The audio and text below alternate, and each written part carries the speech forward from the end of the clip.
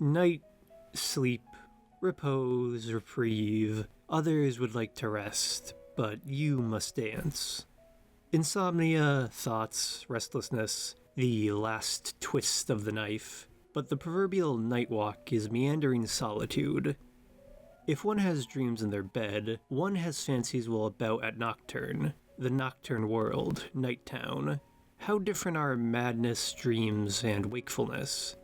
The night walk is not a recent phenomenon, despite mankind's suspicion of the night. The walking philosopher is its own trope, but is walking at night due only to restlessness or insomnia alone? And how is it different than walking in the day? As this present period of history has developed, people have developed a gothic affection for the night and its history. It is an escape from this world. Endless thoughts are given up to the endless dark horizon. The ancient phrase, solvitur ambulando, it is solved by walking. The philosophical belief one can solve any problem by mulling it over on a walk. Or in the more Socratic method, one can pull any answer out of themselves by walking. It sounds a bit like bargain bin self-help today, but the night walker prefers the night because it is so much unlike the self, or less concerned with the self than the day. The idea one can develop the self through strolling about and observations, the French term flâneur. Historically, the moon has been regarded as the constant companion and conspirator to those who go abroad under moonshine. In the 1800s, after all, moonshine, the word itself, was a slang term for lies or illusions, most often directed at promises which never manifested, promises which could only be in the wildest dreams. It is an equally romantic and near occultic idea. This is because night walking represents the other side of the dreamscape. Dreams are the mist to night walking's rain, an escape into the world instead of an escape into the self.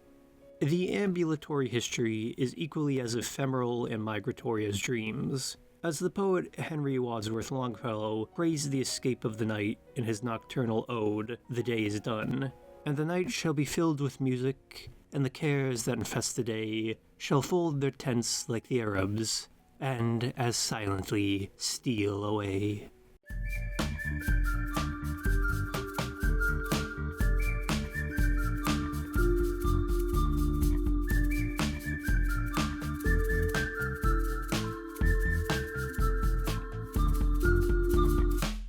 The moon is the one celestial face, or figure, that humans know best.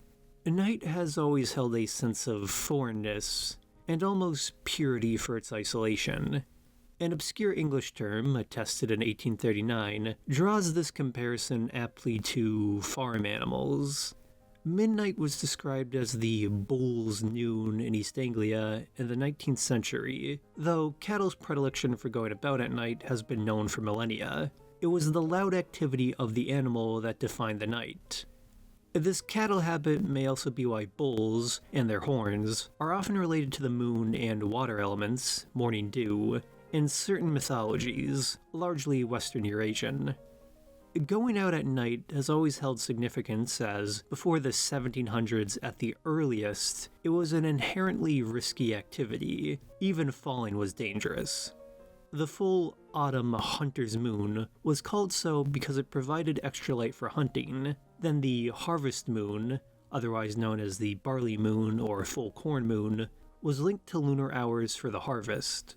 The use of the term corn here does not link it to American maize, but is the semi-archaic term for grains such as wheat, rye, barley, etc.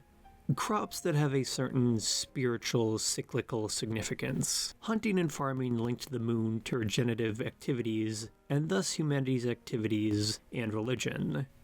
Those activities were symbolically celebrated by the, in the original sense of the word, cultic rites of the nocturnal ancient mystery cults. In the East, though, the harvest festival is outright associated with the mythological moon. All East Asian lunar celebrations are derived from, or highly influenced by, the Chinese Mid-Autumn Festival, or Mooncake Festival. These celebrations known for their symbolic parallels to celestial phenomenon. The Chinese and Japanese manifestations largely known for that activity of moon viewing. The moon, in ancient China, said to be covered in lunar forests, and across Asia, its face said to resemble the lunar rabbit of myth. Celestial phenomenon were seen as particularly important and worthy of note or imitation. The Chinese emperor, or the role of the Chinese emperor, was occasionally compared to the pole star around which the bureaucracy of the empire, and thus man, turned. The emperor was the fixed point of the wider world. Across the world, man derived philosophy, religion, and political power from the expansive night, though it was not always negative or positive. In 186 BC, Rome was embroiled in the Bacchanalia scandal. The cult of the wine god Bacchus came under suspicion by the authorities for its perceived licentiousness, nocturnal celebrations, and the possible conspiracies hatched during its gatherings. Emerging from southern Italy, the pseudo-secretive cult's popularity was blamed on its night gatherings, which could act as cover for hatching political plots, as women and men mixed freely in supposed orgies. The cult then offered an excuse for many, and the easily influenced, to operate freely at night beyond customary law. The authorities responded by targeting the groups, liquidating its leadership, and its rights were restricted to no more than 2 men and 3 women in total at each gathering, but not outright banned. The distaste against the cult lasted long among Rome's establishment. Livy, in his History of Rome, written between 27 to 9 BC, around 150 years later, quoted the consul's political indictments, which employed less than flattering terms for the followers of the nocturnal cult. The rest are males, but nearly resembling women, actors empathics in the vilest lewdness, night revelers, driven frantic by wine, noise of instruments, and clamors. The conspiracy, as yet, has no strength, but it has abundant means of acquiring strength, for they are becoming more numerous every day. In European folklore, night would remain associated with insanity and animalistic behavior akin to the Bacchantes, though do not assume a direct historical link, simply a similar historical environment. The Bacchanalia conspiracy was an outright association of night, madness, and rustic activities. The Romantics would read much into it, and that would create the witch cult theory. The term lunacy, derived from moon, or more properly luna, the cycles of the moon were believed to trigger insanity, and in different locations were occasionally connected to witches. Sleeping under moonlight was believed to drive one insane, and even when awake, moonlight was said to ruin the eyes and vision, an old wives' explanation for eye strain and darkness. One will of course draw the link of lunar synthesis to other old folklore tales of lunatics at night, lycanthropy, and later vampires. Before mass illumination, humans could only go about, without torches or other primitive lighting, in night's shallow hours when the moonlight was strong. These nightwalkers, as they were called by the 1600s, were earlier suspect in the Middle Ages. Bound to the land by feudal law or economic necessity, an agrarian peasant was assumed to have no reason to be a wanderer. The only reason one of a lower station would be wandering about freely, literally to be far afield, far from their field, would be in service of ruler or god. A pilgrim was wandering in service of God, and a page or soldier was wandering in service of the king, and through right of the king, ultimately God. All had their proper station in the great chain of being. Night then was worse as it was a time of chaos and cruel suspicion. Those nightwalkers, criminal or not, were assumed to be against the peace, and thus against the king and God. The legally very influential English Statute of Winchester set out for the night watch, this standard in 1285, and for the most surety of the country, the king hath commanded that in great towns being walled, the gates shall be closed from the sun setting until the sun rising, and that no man do lodge in suburbs, nor the edges of the town, except in the daytime, nor yet in the daytime, unless his host will answer for him, and the bailiffs of towns every week, or at least every 15th day, shall make inquiry of all persons being lodged in the suburbs or the edges of the towns, and if they do find any that have received or lodged in any other way people of whom there may be suspicion that they are against the peace, the bailiffs shall do right therein. They shall keep the watch continually all night from the sun setting into the sun rising. And if any stranger do pass by them, he shall be arrested until morning. And if no suspicion be found, he go quit. And if they find cause of suspicion, they shall forthright deliver him to the sheriff. And the sheriff shall receive him without delay, and shall keep him safely until he be delivered in due manner. And if they will not obey the arrest, they shall levy hue and cry upon them. And such as keep the watch shall follow them with all the town and the towns near, with hue and cry from town to town, until that they be taken and delivered to the sheriff, as before is said, and for the arrestments of such strangers none shall be punished.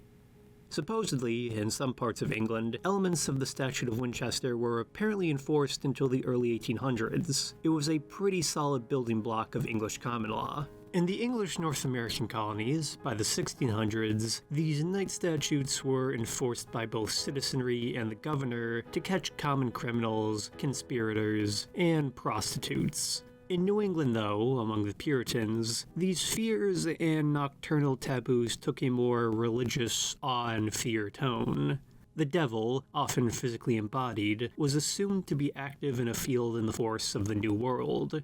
It was the business of the righteous to shun the night and chaotic forests. This was very literal, as the howls of wolves and coyotes were assumed, or misinterpreted, to be the celebrations of the devil at large in the darkness. The association of forests with devilishness would produce a strong concoction of horror, which lasts to this day. In the 17th century, though, the Nightwalker was providing fodder for literary contemplation in Europe. Nightwalker had come into common use by the mid-1600s.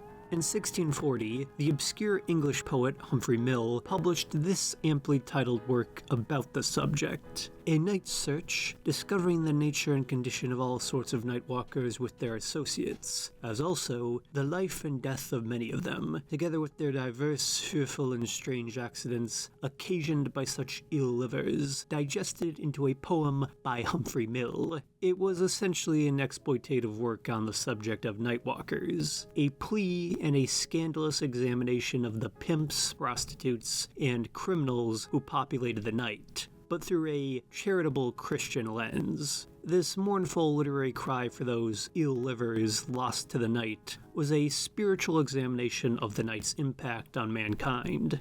As late as 1828, Noah Webster's dictionary was still defining a nightwalker as one that walks in his sleep, a somnambulist.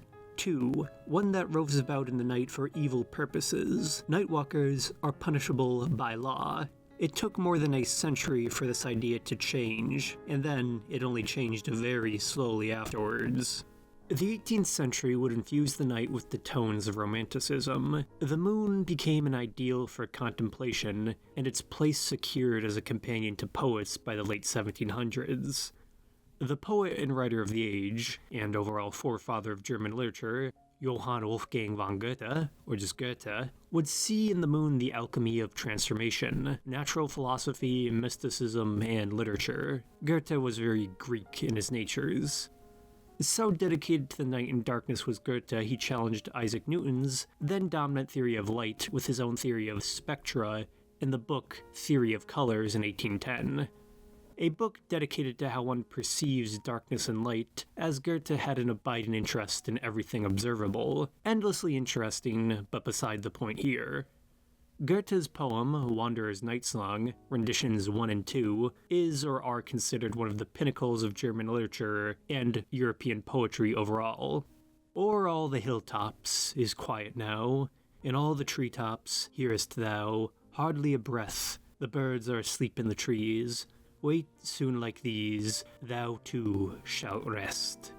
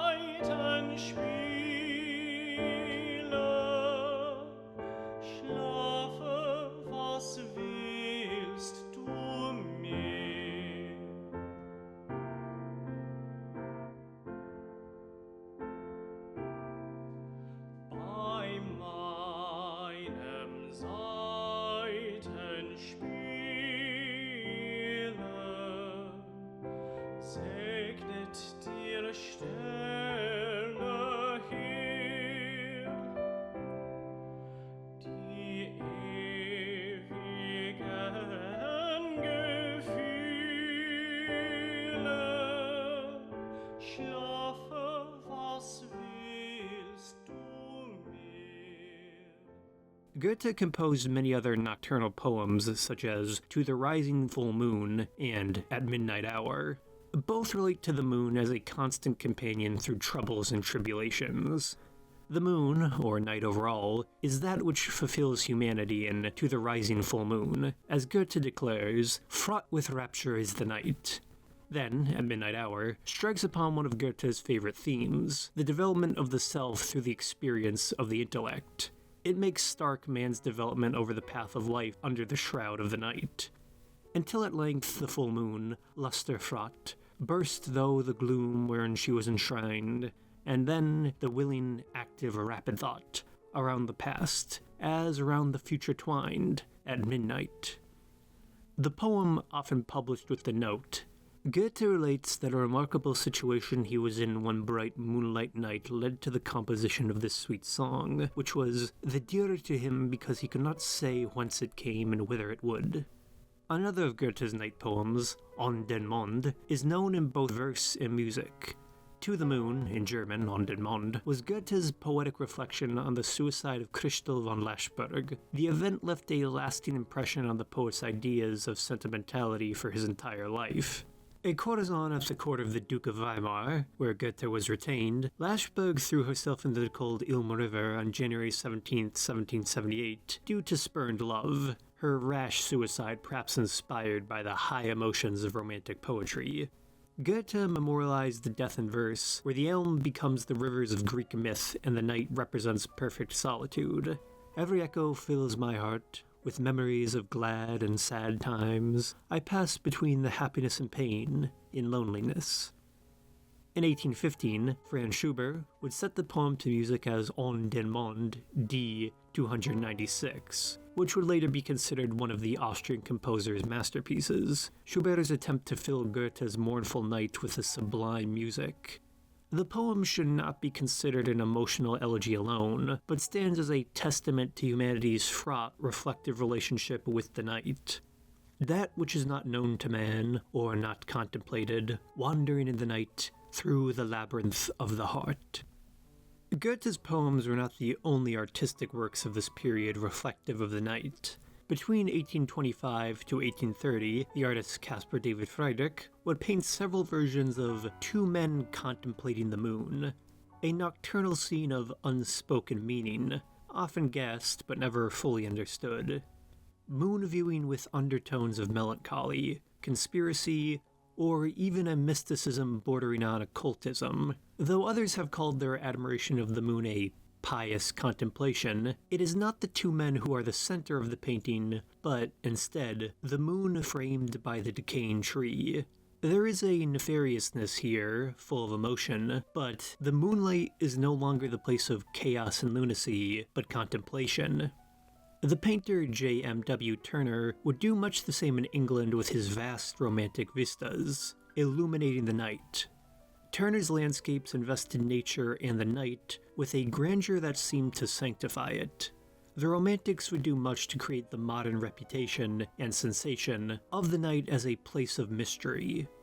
By 1805, the night had already been filled in England with antiquarian interest. Sir Walter Scott would publish his pseudo-historical poetic narrative, The Lay of the Last Minstrel.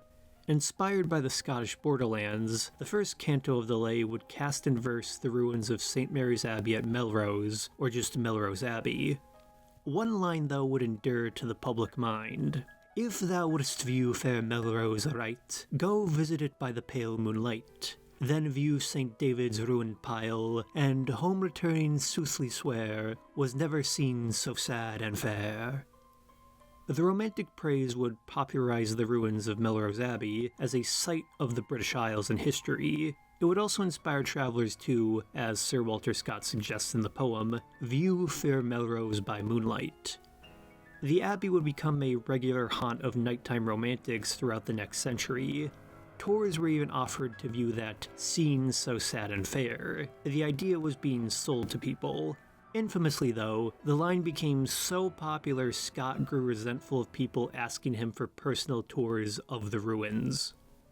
In London, by 1810, the personality of John Walking Stewart would popularize walking as a passion unto itself. A novel and bizarre personality of the era, Stewart wandered about London, dressed either in Armenian or Albanian garb, making friends with authors and lecturing upon his idiosyncratic philosophy. His beliefs derived from his travels on foot, alone, across Asia, Europe, and the Americas. He traveled far, and he traveled solely on foot. Stewart was popular enough that shop windows in London were often decorated with prints of him in his Armenian dress. According to Stewart, after being sent to India by his father in his youth, he had served the Sultan of Mysore, Hyder Ali, then, after, the Nawab, of Arcot or Carnatic. While soldiering in India, Stewart had been inspired by the Persian proverb, "Human energy increases in the ratio of travel to travel." After several controversies involving his employment, Stewart set out on a singular walking tour of India, the edges of Tibet, Persia, Mesopotamia, Egypt, and Ethiopia. Afterwards, inspired by the cultures he had seen in Asia, he continued on through the Americas, as far as Paraguay, then across Europe, through Scotland, Lapland, Germany, Italy, and France. Despite his immense travels, Walking Stewart rarely wrote about his vast adventures, claiming that his were the travels of the mind and the study of man alone. Instead, he published immensely on his pseudo-Eastern philosophy, but always under a pseudonym for some reason, despite the fact that most of these volumes were well known to be by him. His output reached an estimated 30 known volumes, the topics largely on the worth of walking and his lifestyle, but embracing other things like vegetarianism. His book titles varied as The Role of a Tennis Ball Through the Moral World, 1812, and Opus Maximum, 1803, which was a work of philosophy dedicated to the United States and his lecturing tour there. Much about Stewart, as his skeptical biographies relate, was received with incredulity in England. While many about London doubted the odd man's claims, at his gatherings in his apartment, Walking Stewart would often display the scars he had suffered on his journeys. His head apparently bore a noticeable dent from a strike he had received around Abyssinia, according to Stewart, that is. While not a convert to his philosophy, it's unlikely Stewart had even one, fellow London street dweller, writer Thomas de Quincey was fascinated with Walking Stewart and often conversed with him. Despite his own extensive knowledge of classic philosophy, Stewart apparently avowed he had an aversion to books and despised classroom education. His entire life, and travels abroad, were dedicated to uneducate myself and wipe out all evil and propensities and erudite nonsense of school instruction. He walked 2 hours before breakfast and 3 hours before dinner. He wore his clothes until they were rotting off his body, but his apartment was decorated with rich Chinese prints and massive expensive mirrors. He wrote what was considered by his contemporaries to be nonsensical prattle, but was a major figure of London's literature at the time, as De Quincey named him, the circumambulator of the globe. He was also apparently no fap. By the time he was 60, Stewart had given up all female dalliances and self-stimulation, believing the discharge of semen at that age was the discharge of vitality. After his death in 1821, Thomas de Quincey declared him the most eloquent man he had ever met. By 1859, the London Night was entering the Victorian era. Muckraking journalist George Augustus Sala, GAS, published Gaslight and Daylight, 1859, and Twice Around the Clock, also in 1859. Both were gaslight, nocturnal scenes of the London night, collections of the innocent and racy, deemed, by journalists, accounts of noctambulisme. Sala's one-time mentor, author Charles Dickens, was well known for viewing his book ideas on his long night walks to the strangest places, according to my usual propensity at such a time, seeking rest and finding none. Dickens' insomnia inspired him to wander about London's main streets among the homeless, drunkards, and criminal elements since at least the mid-1840s. Published in 1860, the Night Walk section of the Uncommercial Traveller recounts Dickens' weary travels of the impoverished London night. The non-fiction account, partially inspired by the discovery of an eviscerated body on the London pier by law enforcement. Dickens believed it was the madness of the night, lunacy, that made it so there was no difference between the insane at night and the sane who lay dreaming. Dreams being the insanity of the sane. His night walks were filled with what he called waking night fancies of both exultation and horror. One roundabout London saw Dickens' entry into a theatre where he described the effects of the abyssal night on a familiar area. In one of my night walks, as the church steeples were shaking the March winds and rain with the strokes of four, I passed the outer boundary of one of these great deserts and entered it. With a dim lantern in my hand, I groped my well-known way to the stage and looked over the orchestra, which was like a great grave dug for a time of pestilence into the void beyond. A dismal cavern of an immense aspect, with the chandelier gone dead like everything else, and nothing visible through mist and fog and space, but tiers of winding sheets.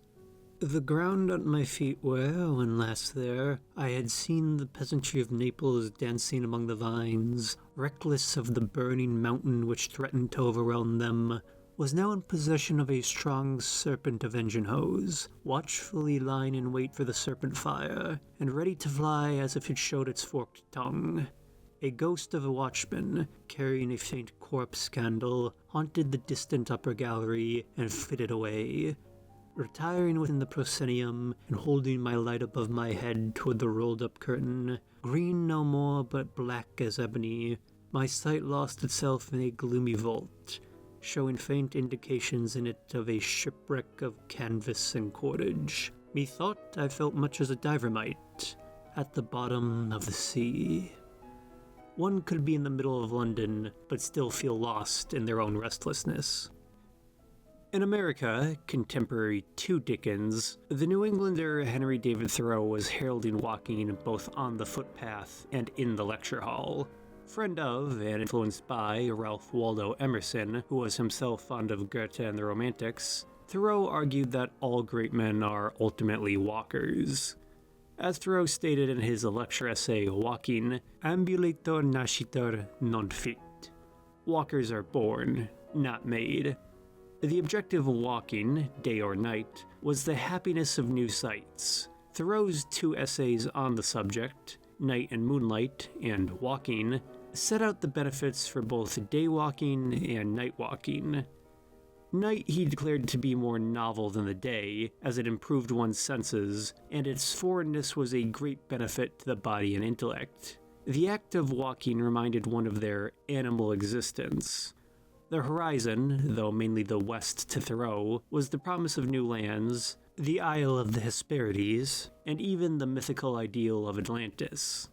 In Night and Moonlight, Thoreau quotes the ancient philosopher Plotinus that the stars are significant but not efficient. It is moonlight that lights up the night. Why then not walk a little in the light of the moon to become more familiar with night? Thoreau then sets the sentimentality of the moon in Greek terms, a symbolic embodiment of the hunting goddess Diana, otherwise known as Artemis, as he praises the refreshment and vitality of the expansive night. Great restorer of antiquity, great enchanter, in a mild night when the harvest or hunter's moon shines unobstructedly, the houses in our village, whatever architect they may have had by day, acknowledge only a master. The village street is then as wild as the forest. New and old things are confounded. I know not whether I am sitting on the ruins of a wall, or on the material which is to compose a new one. Nature is an instructed and impartial teacher, spreading no crude opinions, and flattering none. She will be neither radical nor conservative. Consider the moonlight. So civil, yet so savage. So civil, so savage. The blossoming of outdoor activity and nocturnal activity. In 1878, Robert Louis Stevenson, of Dr. Jekyll and Mr. Hyde and Treasure Island fame, set out with a donkey across the south of France. This was long before Dr. Jekyll and Mr. Hyde or Treasure Island, though. The donkey, named Modestine, was notoriously stubborn. The journey would serve as the basis for the then young Stevenson's travelogue, Travels with a Donkey in the Cevennes. The account, as the work of a later famous adventure author, would be one of the popularizers of camping and hiking across Britain and the United States. Stevenson undertook the journey to both acquire material to write about and to improve his notoriously frail constitution. He had asthma, but was a compulsive smoker. The French folk of the countryside more often than not mistook the raggedy Stevenson for a vagrant or peddler rather than an enthusiast for the environment. Stevenson praised exposure to nature and, like Thoreau, how it heightened one's senses and personal philosophy. Nature, he remarked, was far more vivid and sensual when experienced outdoors. Night is a dead monotonous period under a roof, but in the open world it passes lightly, with its stars and dews and perfumes, and the hours are marked by changes in the face of nature. Stevenson sought the personal dimension of night outdoors, though that was also due to his personal situation at the time, being in love with a married American woman. It was the pleasure and melancholy of absolute loneliness beneath the trees at night, often while smoking, the desire for a fellowship more quiet than solitude, the restlessness that runs throughout this entire history. Stevenson remarked this singular wisdom was one revealed to savages and hid from political economists. What about the modern urban night, though? The one most nightwalkers are now familiar with. Street lighting was known throughout Europe by the end of the 1600s. Paris had 3,000 street lamps by 1669, after all. In the 1800s, whale oil was powering city lights across Europe, America, and Asia. In the early 1800s, gaslights were already present in London, Paris, and St. Petersburg, and soon would follow across the United States. Electrification would follow and divide the nightlight. There was now the blue-green industrial night and the rustic moonlight, a sharp divide of color and texture. One was made by the moon and stars, and another was made by man. This new illuminated light, in all its novelty and soon neon, was expanding. It made Thoreau's village night a distant memory of only about 60 or 70 years, about the length of one lifetime. By the early 1930s, it was estimated only 11% of rural farms in America had electricity. That meant 89% of farms in the United States lacked electric light. To remedy the urban-rural divide, on May 11, 1935, Executive Order 7037 established the Rural Electrification Administration. The next year, on May 20, 1936, Congress would pass the Rural Electrification Act of 1936. It would set forth a process to wire and illuminate the stretches of rural America, though not all of rural America. Across rustic and agrarian America, a few farmers celebrated this by burying their old kerosene lamps and erecting gravestones to memorialize the ancient manners of illumination. The electrification of the United States was simply one example of a wider technological expansion at the end of the 20th century. This, though, would irrevocably change the texture of the night in both urban and rural environments. The poet Robert Frost, yes, Frost, apologies to any New England viewers who are having literature class flashbacks right now, the golden boy of New England, experienced both eras of the night, the 19th century and 20th century night. Frost, ironically enough, worked in a carbon arc lamp factory during his youth in San Francisco. Afterwards, Frost's poetry became associated with New England, mostly the Boston area where he lived abouts. Frost, as a poet, held a heavy sentimentality for the night, and was often known to wander about the woods and roads of New England in night and day, observing the changing world of illumination. Frost's poems then picture the nightwalker's own celebration and embarrassment at their existence. Frost's Acquainted with the Night, 1936, sometimes called by the first line One Acquainted with the Night, is Frost's memorial for the pensive, unknown night. It might be the first true manifestation of the modern night walk in poetry. I have been one acquainted with the night. I have walked out in rain and back in rain. I have outwalked the furthest city light. Emotional conflict that the reader is never allowed to guess, only hear. The pensiveness is mixed with an element of almost Puritan guilt from New England history. I have looked down the saddest city lane, I have passed by the watchman on his beat, and dropped my eyes, unwilling to explain. The suspicion of the nightwalker. It would not be incorrect to call Frost's ode a sort of nocturne. There is the sadness of the night, like Dickens' London, or the poet's interpretation of a sort of dreariness that exists everywhere. Down the saddest city lane. It exists in both the urban and rustic. Frost's verse 2 feels the failure of faith in society, or failure in faith itself. When far away in an interrupted cry came over houses from another street, but not to call me back or say goodbye, and further still, an unearthly height, one illuminary clock against the sky. The distance of the darkness is impossible to overcome or bridge.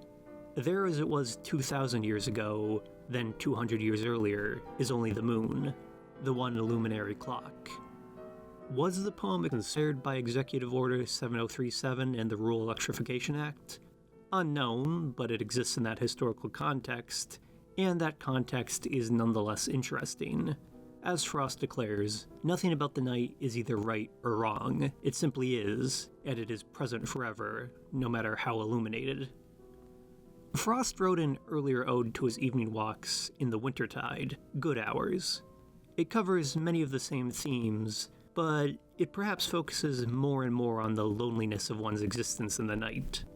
Good Hours, 1914, though written in the winter of 1911-1912, when the night was still swamped in darkness, depicts the dread and tension between interior and exterior, self and other, light and dark, all on a singular evening walk. It is definitely a feeling any night walker can relate to, or sensation one has felt while walking past houses in the dead of night. The walk which goes beyond the town, accompanied by no one, but the glimpse of light in the windows and the sound of music, ear violins, in houses. In New England historiography, this might also be taken as a historical poetical example of rubbernecking. And I thought I had the folk within, I had the sound of a violin, I had a glimpse through the curtain laces of youthful forms and youthful faces. As it was written in 1911-1912, the divide between rural and urban is emphasized here. It would grow more and more in the coming decades. The approach through the night to the distant threshold of the outskirts that cannot be crossed. I had such company outward bound, I went till there were no cottages found. There, too again, perhaps reflected in New England history, is the constricting guilt of isolation. I turned and repented, but coming back, I saw no windows, but that was black. Over the snow my creaking feet disturbed the slumbering village street, like profanation by your leave. Frost attempted to give weight and define the solitary nightwalker in his verse. Though 100 years old by now, one can still see the complicated mixture of emotions and the philosophy that drives one to the outskirts of town or those hidden places. Soon it would seem like there would be no more secrets to keep. By Frost's heyday, the night had changed utterly from his youth. The night, which had been unchanged for almost 1,000 years, would be transformed in less than 100. The gaslight and the arc lamps Frost was familiar with gave way to the universal incandescent bulb by the 1910s. These, though, were far less efficient than the nightlights people know today. By 1948, bluish mercury-vapor lamps would come to dominate urban centers. These would fill the night with a cool blue glow. Mercury vapor, though, was said to dull starlight and ruin the night. By 1970, the bluish mercury vapor lamps were falling out of favor, and, due to efficiency concerns brought on by the 1973 oil embargo and crisis in the United States, the orangish high-pressure sodium lamps would soon expand across cities. High-pressure sodium vapor lamps said to flood the dark with orange and ruin the night. Today, white-blue LED lights are increasingly filling lamps in streets across the world as the new common form of illumination, or fad of illumination. LED lights are now suspected to possibly disturb the sleep patterns of humans and animals, bathe everything in a sterile surgery light, and, of course, ruin the night. One can see the difference of all three in cities from space. Mercury vapor lamps look greenish-blue, high-pressure sodium lights look infamously orange, and LEDs, depending on setting and style, look white akin to metal halide lamps. Their effects, such as on crime prevention and sleep, are mixed and often disputed, but they all irrefutably have a tangible effect on the texture of darkness, and maybe ruin the night. This is not to suggest all these generations of lights were accepted without argument, though. The march of history is much less one of progress than one that is stumbling drunken through the night. Back in 1933, Japanese writer and essayist Junichiro Tanizaki was already criticizing the blind adoption of the newest forms of night lighting in his essay on aesthetics, In Praise of Shadows. Tanizaki's main targets were the Japanese cities, which blindly embraced, to him, garish Western elements such as neon lighting, mindless progress to appear modern to the global public. Tanizaki's challenge that the Western illumination ethic saw night as nothing more than an empty bowl to be filled up with light. I wonder if my readers know the color of that darkness seen by candlelight. It was different in quality from darkness on the road at night. It was a repletion, a pregnancy of tiny particles like fine ashes, each particle luminous as a rainbow. I blinked in spite of myself, as though to keep it out of my eyes. But the truth of the matter is that Japan wastes more electric light than any Western country, except America. 40 years later, in 1974, architecture critic Paul Gap opposed Chicago's mass adoption of sodium vapor lights on similar sentiments with this statement. Sodium vapor lamps are more than twice as bright as the blue Mercury-vapor lights which they would replace and produce an artificial daylight effect whose peculiar offensiveness must be visually experienced to be understood. How can it be said? One looks at the eerie, ominous quality of sodium vapor illumination and thinks of the bizarre paintings of Hieronymus Bosch, the frightening futurism of Stanley Kubrick's A Clockwork Orange, and other nightmares. Gap's criticism was persistent enough to carry on through the 1970s into the 1980s after the lighting had been implemented on the streets of Chicago. He continued to call sodium vapor lights illumination reminiscent of a police state, a military base, grotesque and unnecessary, and made cities look like combat zones or a prison yard. The war for and against streetlights, then, is another forgotten promenade of history, known only to the nightwalker who lives under them. Ironically enough, the internet now has a nostalgia for that once despised flood of orange vapor light. It depends on when you were born. Does the night still have that vitality, or has it been totally washed out? Nightwalking has become nothing less than a popular activity unto itself. By that, night walking is an activity distinct from day walking. Nobody really says day walking, they just say walking, or maybe strolling. This implies night walking is a concept totally distinct from walking, with its own concerns and purposes, a judgment of the quality of darkness, the intention to rid oneself of the weight and concerns of the day. It might occasionally be associated with certain insufferable personality types, and partially dangerous to the mindless pedestrian in certain areas, but it is harmless to those who wander about the empty quarters of the public or the outskirts. I mean, there's even a Reddit for it. That's a truncated summary of nightlife, Nighttown, but the night is expansive with aesthetic changes and pet peeves, but, as always, the day does dawn. The shoes are put away, the dew burns off, and the sun rises above roofs. It all looks a little less inviting in the bright light of the day. The bed is open, the toothbrush hangs on the wall. Put your shoes at the door, sleep, prepare for life. The last twist of the knife.